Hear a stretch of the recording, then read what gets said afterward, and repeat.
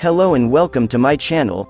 Oh boy, after learning more about the new enemies, all I can say is Hypergryph never fails to impress me with just how unique their enemy designs are.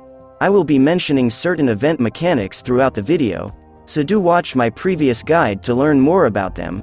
This video will cover the elite and boss enemies coming in the Stutlitfera Navis event, so without further ado, let's get into it. The first elite enemy on this list is the Deep Sea Predator. Looking at its stats, it's surprisingly low for an elite enemy. But don't let this fool you, as it has some pretty nasty skills. The Deep Sea Predator's first skill gives it 80% physical and arts dodge. Yeah, you heard me right, it has an 80% dodge chance. Thankfully, it can be temporarily disabled using negative statuses, which includes stun, cold and frozen. Its attacks deal arts damage and inflicts nervous impairment.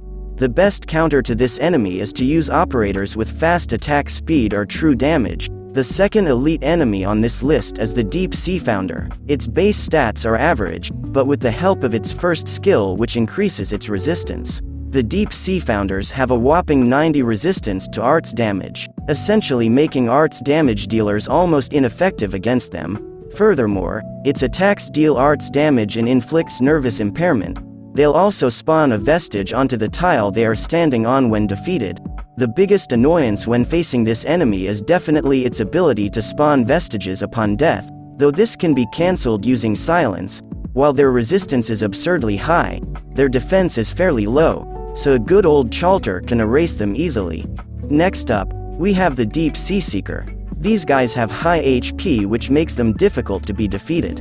When its HP falls below 50%, it will leave a vestige onto the tile it passes through, as well as increasing their block count to 2 and quadrupling their defense, making them even harder to be killed by physical operators. As you can already tell, physical damage dealers are going to have a really hard time killing these things, so having arts or true damage operators to counter them is advised. Moving on to the fourth elite enemy, we have the Deep Sea Breeder. They will deal arts and nervous impairment damage continuously to nearby operators. Has status resistance, which makes stun, cold, and freeze last half as long, and they are immune to slow. Looking at their stats, they have high HP and decent defense, but lacks any offensive capabilities aside from its skill stated above, making them extremely similar to the Basin Sea Reapers we met during the Under Tides event. The best way to counter them is to use an operator, usually a defender, to block them for as long as possible, and make use of ranged operators to bring them down. The best part of this enemy is the time when it said, "It's breeding time," and breeded all over your operators. Now, if you think this video is helpful, do give my channel a sub. I really want to hit 10,000 subscribers by the end of this year, so please help me out here. Next up, we have the last elite enemy on this list. The Deep Sea Reef Breaker. Similar to the Deep Sea Breeder, it has high HP and defense and have 2 forms of attacks. When not being blocked, they will use ranged attacks. When being blocked, they will switch to using melee attacks that deals twice the damage. If the Reef Breaker is on tiles infected by vestiges, they will gain invisibility. In addition, their attack stat will increase by 15% for every attack it lands, stacking up to 225%. But if it doesn't attack for at least 3.5 seconds, the attack buff starts to decay at a rate of 15% every second. They have a fast movement speed of 1.2 tiles per second. Last but not least, we have the boss of this event, Assimilator.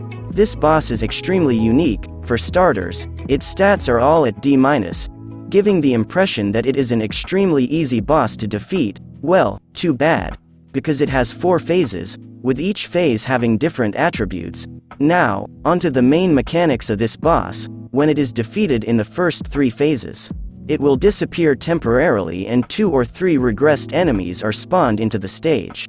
Unlike regular enemies, regressed enemies will drop a remain upon death. Only after all regressed enemies are defeated will the Assimilator respawn, consuming the closest remain and reappearing on the tile where it was defeated.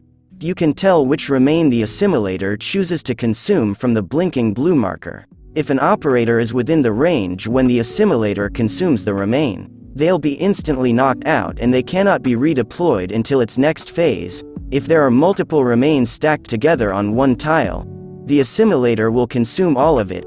Remains that are not consumed will despawn when the boss reappears. It'll also gain different effects depending on the remains it consumes. Here is the list of effects it gains from eating the remains of these enemies. Pause the video to look at it. This is one of the most complex bosses ever created in the history of Arknights. The new enemies are definitely a pain to deal with. You might struggle with the new mechanics and enemies at first, but it'll get better the more you play the event stages. All that's left to say is to be prepared for the pain that's about to come on the 4th of November as the Golden Age returns again. That's all from me. Bye.